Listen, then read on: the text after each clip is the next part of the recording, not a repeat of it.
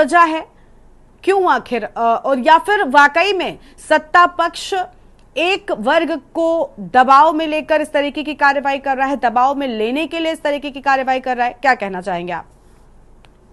नहीं गरिमा जी, मैं आपको स्पष्ट कहना चाहता हूं कि जो विपक्ष है, हम्म। खास तौर से कांग्रेस, जो मुख्य विपक्षी दल, हम्म। वो 60 साल से उनका यही कार्यकलाप है कि उन्होंने मुसलमानों को वोट बैंक बनाया और उनका तुष्टीकरण किया, उन्हें मेन स्ट्रीम से जुड़ने नहीं दिया। आज माननीय मुख्यमंत्री श्री पुष्कर धामी जी के नेतृत्व में उत्तराखंड राज्य की सरकार, जो 3 वर्ष उनके पूरे हुए हैं शासन, सुशासन और विकास के, सबका साथ, सबका विकास, सबका विश्वास, मैं मुख्यमंत्री जी को, पुष्कर सिंह धामी जी को शुभकामनाएं प्रेषित करना चाहता हूं और उन्हें बधाई देता हूं कि उनके कार्यकाल के अंदर निष्पक्ष सबका विकास हुआ है।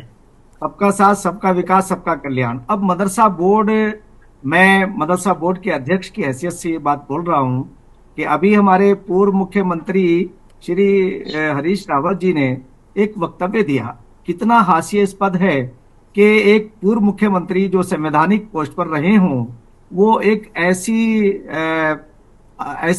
आधार विहीन बात कहें कि जिसका कोई आधार नहीं है। उन्होंने ये कहा कि मदरसा बोर्ड, ये सरकार उन्हें मान्यता नहीं दे रही है, वो मान्यता दबा के रखे हुए हैं। तो मैं उन्हें अवगत कराना चाहता हूं आपके माध्यम से कि अभी विगत 27 फरवरी को हमारे पास 88 एप्लीकेशन आई थी नई मान्यता के लिए, जिसमें से हमने लगभग 50 को हमने कंसीडर किया जिनके मानक पूरे थे, और 37 को हमने ये दिशा निर्देश दिए कि आप अपने अपने नॉर्म्स पूरे करिए, हम आपको कंसीडर कर लेंगे, और 48 का हमने रिन्यूअल किया। तो मैं इसलिए गरिमा जी आपसे कहना चाहता हूं कि हरीश रावत जी ये तो मुख्यमंत्री रहे हैं, आप बताइए कि उनकी तरफ से ऐसा वक्तव्य आना, सिर्फ मुसलमानों के अनएजुकेटेड होने का फायदा उठाना, उन्हें इमोशनल करना और ये संदेश देना कि ये सरकार उनके खिलाफ कोई कार्य कर रही है।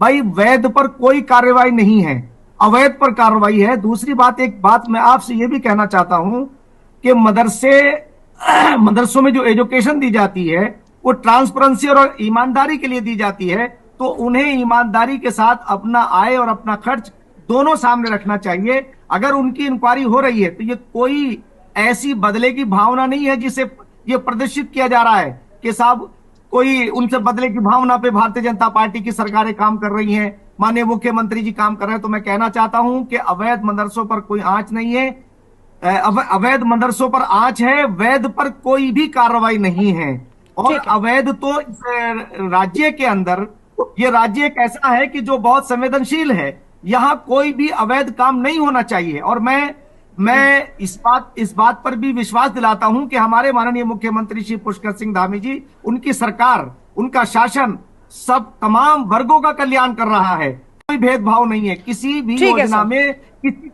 किसी को वंचित नहीं रखा गया। तो इसलिए मैं एक बार फिर कहना चाहता हूं कि जो अवैध मदरसे हैं वो वैधता की श्रेणी में आए। मदरसा बोर्ड उन्हें मान्यता देगा, उनके मानकों को उन्हें पूरा करना चाहिए और उन्हें ईमानदारी और ट्रांसपेरेंसी के साथ उन बच्चों का विकास भी करना चाहिए जो बच्चे उनके यहाँ पढ़ रहे हैं। ये हमारे राज्य के बच्चे हैं, हमारे राज्य की संपत्ति है, तो उन बच्चों के साथ किसी तरह से भी खिलवाड़ नहीं होना चाहिए। इसीलिए हमने मदरसों के अंदर, जहां अब तक सिर्फ धार्मिक एजुकेशन पढ़ाते थे, हमने माननीय मुख्यमंत्री श्री पुष्कर सिंह धामी जी के नेतृत्व में वहां एनसीईआरटी पढ़ा रहे हैं, ताकि गुणवत्तापूर्ण एजुकेशन मिलकर के वो भी अपने माँ बाप का और अपना और अपने प्रदेश और देश का नाम रोशन करेंगे।